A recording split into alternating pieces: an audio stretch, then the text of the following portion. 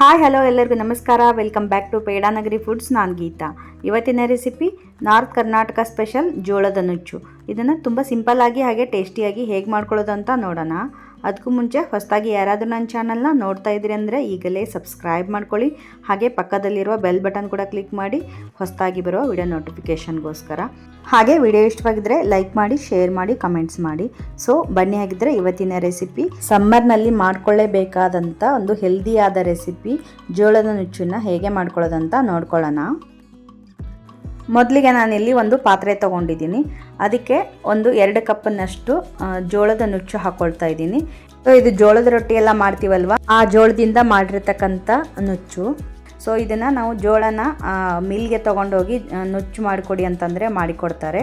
So ನಾವು ಅದನ್ನು ಮಿಲ್ಗೆ ತೊಗೊಂಡೋಗಿ ನುಚ್ಚನ್ನು ಮಾಡಿಸ್ಬಿಟ್ಟು ಅದನ್ನೆಲ್ಲ ಕ್ಲೀನ್ ಮಾಡಿಕೊಂಡು ಒಂದು ಸಲ ಸಾಣಿಗೆ ಹಿಡಿದ್ಬಿಟ್ಟು ನಂತರ ಮರದಲ್ಲಿ ಹಾಕಿ ಕ್ಲೀನ್ ಮಾಡಿಕೊಂಡು ಇಟ್ಕೊಂಡಿರೋವಂಥ ನುಚ್ಚನ್ನು ಸೊ ಈ ಥರ ಪಾತ್ರೆಗೆ ಹಾಕೊಂಡು ನೀರನ್ನು ಹಾಕಿಬಿಟ್ಟು ಈ ಥರ ಒಂದು ಸಲ ಮಿಕ್ಸ್ ಮಾಡಿ ಸೊ ಎಕ್ಸಸ್ ವಾಟರ್ನ ಈ ಥರ ತೆಗಿಬೇಕಾಗತ್ತೆ.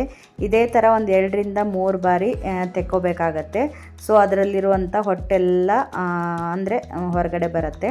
ಸೊ ಮುಂಚಿತವಾಗೇ ನಾವೆಲ್ಲ ಇದನ್ನು ಮರದಲ್ಲಿ ಹಾಕಿ ಎಲ್ಲ ಕೇರಿ ಸಾಣಿಗೆಲ್ಲೇ ಸಾಣಿಸ್ಬಿಟ್ಟು ಕೇರಿ ನಂತರ ಈ ಒಂದು 2-3 ರಿಂದ 3 ಸಲ ಈ ಥರ ತೊಳ್ಕೊಬೇಕು. ಅಂದರೆ ನೀಟಾಗಿ ಹೊಟ್ಟೆನೂ ಬರುತ್ತೆ ಇದರಲ್ಲಿ. ಸೊ ಇದನ್ನು ನೀವು ಮನೆಯಲ್ಲೇ ರವೆ ಮಾಡ್ಕೋಬೇಕಂದ್ರೆ ಜೋಳಕ್ಕೆ ಒಂದು ಸ್ವಲ್ಪ ನೀರನ್ನು ಹಚ್ಚಿಬಿಟ್ಟು ಒಂದು 5 ರಿಂದ 10 ನಿಮಿಷ ಎತ್ತಿಟ್ಟು ಅದನ್ನೇ ಮಿಕ್ಸಿಯಲ್ಲಿ ಹಾಕಿ ಸಣ್ಣಗೆ ನೀವು ರವೆ ಮಾಡಿಕೊಂಡು ಅದನ್ನೇ ನೀವು ಸಾಣಿಗೆಯಿಂದ ಸಾಣಿಸ್ಕೊಂಡು ನಂತರ ಮರದಲ್ಲಿ ಹಾಕಿ ಕೇರ್ಕೊಂಡು ಈ ಥರ ರವೆ ಮಾಡ್ಕೋಬೇಕಾಗತ್ತೆ ಮನೆಯಲ್ಲೇ ಮಾಡ್ಕೊಳ್ಳೋದಾದರೆ.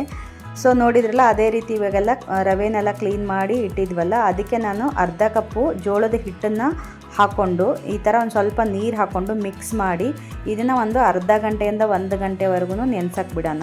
ಜೋಳದ ನುಚ್ಚಿಗೆ ಜೋಳದ ಹಿಟ್ಟೇನು ಹಾಕಿದೇವಲ್ಲ, ಇದೊಂದು ಸೀಕ್ರೆಟ್ ಇಂಗ್ರೀಡಿಯೆಂಟ್ಸ್ ಅಂತ ಹೇಳ್ಬೋದು. ಸೊ ಈ ಸ್ಟೆಪ್ಪನ್ನು ನೀವು ಫಾಲೋ ಮಾಡಿದರೆ ನುಚ್ಚು ಮಾಡಿದಾಗ ತುಂಬಾ ಚೆನ್ನಾಗಿ ಬರುತ್ತೆ, ಸಾಫ್ಟಾಗಿ ಬೇಗನೂ ಬೇಯುತ್ತೆ. ತುಂಬ ಟೈಮ್ ತೊಗೊಳ್ಳೋದಲ್ಲ ನುಚ್ಚು ಬೇಯೋದಕ್ಕೋಸ್ಕರ. ನುಚ್ಚನ್ನು ಅರ್ಧ ಗಂಟೆ ನೆನೆಸಿದ ನಂತರ ಎಕ್ಸಸ್ ವಾಟರ್ನೆಲ್ಲ ತೆಗೆದುಬಿಡಬೇಕು. ಸೊ ಈ ಥರ ತೆಗೆದಿಟ್ಟು ನಂತರ ನಾನಿಲ್ಲಿ ಗ್ಯಾಸ್ ಸ್ಟವ್ ಮೇಲೆ ಒಂದು 6 ಕಪ್ ವಾಟರ್ನ ಕುದಿಲಿಕ್ಕೆ ಇಟ್ಟಿದ್ದೀನಿ. ಸೊ ಇದು ಕುದೀತಾ ಇರಬೇಕಾದ್ರೆ ನಾವೇನು ನೆನೆಸಿಟ್ಟಿದ್ವಲ್ಲ ಜೋಳದ ನುಚ್ಚನ್ನು ಸ್ವಲ್ಪ ಸ್ವಲ್ಪನೇ ಹಾಕಿ ಸೊ ನಿಧಾನಕ್ಕೆ ಹಾಕಿ ತಿರುತ್ತಾ ಇರಬೇಕು. ಸೊ ತುಂಬ ಬಿಸಿ ಇರುತ್ತೆ ನೀರು, ಸೊ ಸಿಡಿದು ಬಿಡುತ್ತೆ. ಕೇರ್ಫುಲ್ಲಾಗಿ ಹಾಕಿಬಿಟ್ಟು ಸೊ ಇದನ್ನ ಚೆನ್ನಾಗಿ ಮಿಕ್ಸ್ ಮಾಡಬೇಕು. ಒಂದು ಸ್ವಲ್ಪನೂ ಗಂಟಿಲ್ಲದೆ ರೀತಿಯೇ ಚೆನ್ನಾಗಿ ಮಿಕ್ಸ್ ಮಾಡಿಕೊಂಡು ಸೊ ಇದನ್ನು ಚೆನ್ನಾಗಿ ಕುದಿಸ್ಕೋಬೇಕಾಗತ್ತೆ. ನೋಡ್ತಿರ್ಬೋದು ನೀವು ಇಲ್ಲಿ.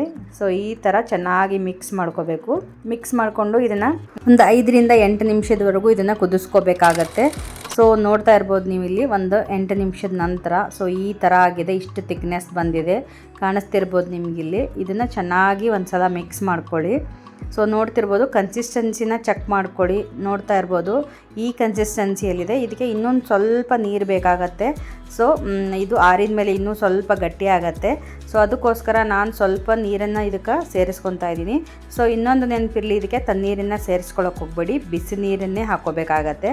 ಹಾಕೊಂಡ ನಂತರ ಇದಕ್ಕೆ ಒಂದು ರುಚಿಗೆ ತಕ್ಕಷ್ಟು ಉಪ್ಪನ್ನು ಸೇರಿಸ್ಕೊಂಡು ಸೊ ನೀರು ಕಡಿಮೆ ಅನಿಸಿದರೆ ನೀರನ್ನು ಬಿಸಿನೀರನ್ನೇ ಸೇರಿಸ್ಕೊಂಡ್ಬಿಟ್ಟು ಈ ಥರ ಒಂದು ಚೆನ್ನಾಗಿ ಮಿಕ್ಸ್ ಕೊಡಿ ಒಂದು ಸಲ. ಸೊ ಮಿಕ್ಸ್ ಕೊಟ್ಟ ನಂತರ ಇನ್ನೊಂದು 2 ನಿಮಿಷ ಇದನ್ನು ಚೆನ್ನಾಗಿ ಕುದಿಸ್ಕೋಬೇಕು. ಸೊ ಮತ್ತೆ ಒಂದು ಸ್ವಲ್ಪ ನೀರು ಹಾಕಿದ್ದೀವಿ ಮತ್ತು ಉಪ್ಪು ಕೂಡ ಕರಗಬೇಕಲ್ವ. ಒಂದು 2 ನಿಮಿಷ ಚೆನ್ನಾಗಿ ಇದನ್ನು ಕುದಿಸ್ಕೊಳ್ಳೋಣ. ನೋಡ್ತಾ ಇರ್ಬೋದು ಇವಾಗ ಈ ಥಿಕ್ನೆಸ್ ಬಂದರೆ ಇದು ಪರ್ಫೆಕ್ಟ್ ಕನ್ಸಿಸ್ಟೆನ್ಸಿ. ಹಾಗೆ ಜೋಳದ ನುಚ್ಚು ಪರ್ಫೆಕ್ಟಾಗಿ ಬೆಂದಿದೆ. ಸೊ ನೋಡ್ತಾ ಇರ್ಬೋದು ನೀವಿಲ್ಲಿ. ಸೊ ಈ ರೀತಿ ಆದರೆ ಸಾಕು. ಇವಾಗ ಫ್ಲೇಮ್ನ ಸ್ವಿಚ್ ಆಫ್ ಮಾಡಿಬಿಡಿ. ಸೊ ಸ್ವಿಚ್ ಆಫ್ ಮಾಡಿ ನಂತರ ಒಂದು 10 ನಿಮಿಷ ಬಿಟ್ಟು ಇದನ್ನು ಸರ್ವ್ ಮಾಡಿ. ಸೊ ಅಂದರೆ ನಿಮಗೆ ರವೆ ಎಲ್ಲ ಚೆನ್ನಾಗಿ ಅಳ್ಕೊಂಡಿರುತ್ತೆ. ಸೊ ಆವಾಗ ಸರ್ವ್ ಮಾಡಿದರೆ ತುಂಬ ಚೆನ್ನಾಗಿ ಬಂದಿರುತ್ತೆ ಟೇಸ್ಟು ತಿನ್ನೋದಕ್ಕೆ. ಹಾಗೆ ನಾವು ಇದ್ರ ಮೇಲೆ ಬೆಲ್ಲ ಎಷ್ಟು ನೋಡಿಕೊಂಡು ನಿಮಗೆ ರುಚಿಗೆ ಎಷ್ಟು ಬೇಕೋ ಅಷ್ಟು ಬೆಲ್ಲ ಹಾಕ್ಕೊಳ್ಳಿ. ನಂತರ ಇದಕ್ಕೆ ಕಾಯಿಸಿ ಆರಿಸಿದಂಥ ಹಾಲನ್ನು ಕೂಡ ಹಾಕ್ಕೊಂಡು ಮೇಲೆ ಸ್ವಲ್ಪ ತುಪ್ಪ ಹಾಕ್ಕೊಂಡು ತಿಂತಾ ಇದ್ರಂತೂ ಸಖತ್ತಾಗಿರುತ್ತೆ. ಸೊ ಇದು ಸ್ವೀಟ್ ಜೋಳದ ನುಚ್ಚು ರೆಸಿಪಿ 1. ರೆಸಿಪಿ 2 ಕೂಡ ಮಾಡ್ಕೋಬಹುದು ನೀವು. ಇದೇ ಜೋಳದ ನುಚ್ಚು ಏನು ಮಾಡಿದ್ದೇವಲ್ಲ ಪ್ಲೇನ್ ನುಚ್ಚಿಗೆ ನಾವು ಮಜ್ಜಿಗೆ ಹಾಕೊಂಡ್ಬಿಟ್ಟು ಆಮೇಲೆ ಅದಕ್ಕೆ ಸ್ವಲ್ಪ ರುಚಿಗೆ ಸ್ವಲ್ಪ ಉಪ್ಪನ್ನು ಕೂಡ ಹಾಕ್ಕೊಂಡ್ಬಿಟ್ಟು ಸೊ ಅದನ್ನು ಕೂಡ ನೀವು ತಿನ್ಬೋದು.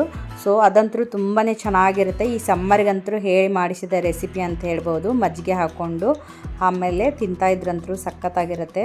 ಸೊ ಅದರಲ್ಲೂ ಡಯಾಬಿಟಿಕ್ ಇದ್ದವ್ರಿಗಂತೂ ಒಂದು ಬೆಸ್ಟ್ ರೆಸಿಪಿ ಅಂತ ಹೇಳ್ಬೋದು. ಹೆಲ್ದಿಯಾದ ರೆಸಿಪಿ, ಹಾಗೆ ಗ್ಲುಟನ್ ಫ್ರೀ ರೆಸಿಪಿ ಅಂತ ಹೇಳ್ಬೋದು. ಡಯಟ್ ಮಾಡೋರ್ಗಂತೂ ತುಂಬಾ ಚೆನ್ನಾಗಿರುತ್ತೆ. ವೆಯ್ಟ್ ಲಾಸ್ ಕೂಡ ಮಾಡ್ಕೋಬೋದು. ಸೊ ನೋಡಿದ್ರಲ್ಲ, ಸಖತ್ ಟೇಸ್ಟಿಯಾಗಿ ಹಾಗೆ ಅಷ್ಟೇ ಸಿಂಪಲ್ಲಾಗಿ ಮಾಡ್ಕೊಳ್ಳೋವಂಥ ನಾರ್ತ್ ಕರ್ನಾಟಕ ಸ್ಪೆಷಲ್ ಜೋಳದ ನುಚ್ಚು ರೆಡಿಯಾಗೋಯ್ತು. ತುಂಬ ಸಿಂಪಲ್ಲಾಗಿ ಮಾಡ್ಕೊಳ್ಳೋವಂಥದ್ದು ತುಂಬಾ ರುಚಿಯಾಗಿರುತ್ತೆ. ನೀವು ಬೇಕಾದರೆ ಒಂದ್ಸಲ ಟ್ರೈ ಮಾಡಿ ನೋಡಿ, ಹಾಗೆ ಹೇಗೆ ಬಂತು ಅಂತ ಕಮೆಂಟ್ ಮಾಡಿ ತಿಳಿಸಿ. ಹಾಗೆ ವಿಡಿಯೋಗೊಂದು ಲೈಕ್ ಮಾಡಿ. ಮತ್ತೊಂದು ಇಂಟ್ರೆಸ್ಟಿಂಗ್ ರೆಸಿಪಿಯೊಂದಿಗೆ ಮತ್ತೆ ಬರ್ತೀನಿ. ಅಲ್ಲಿವರೆಗೂ take care, bye bye, thank you.